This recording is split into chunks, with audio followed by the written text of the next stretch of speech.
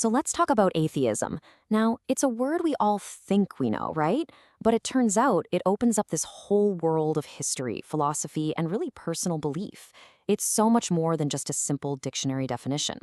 So let's dive in and try to figure out what it all really means. Here's what we're going to cover. We'll kick things off by trying to define what disbelief actually is. Then we'll explore some really fascinating related ideas, like the hatred of God and philosophical naturalism. From there, we'll zoom in for a very specific Islamic perspective, then pull way back out to trace a brief history of atheism, and we'll wrap it all up with a look at where things stand today.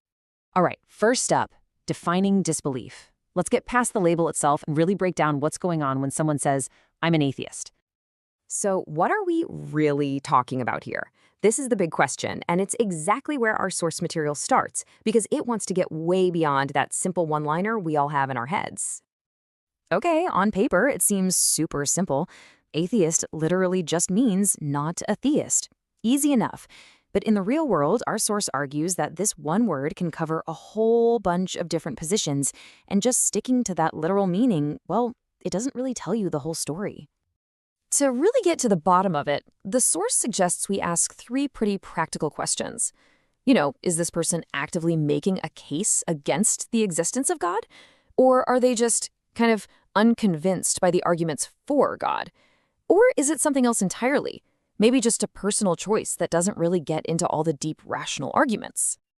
And this chart really lays out the author's whole breakdown. If an atheist is making positive arguments against God, then that's a claim and it needs evidence to back it up. If they're just not convinced by the arguments for God, the author says, that sounds a lot more like agnosticism. And if it's just a choice, well, from this perspective, that doesn't really have a rational foundation, kind of like believing in fairies.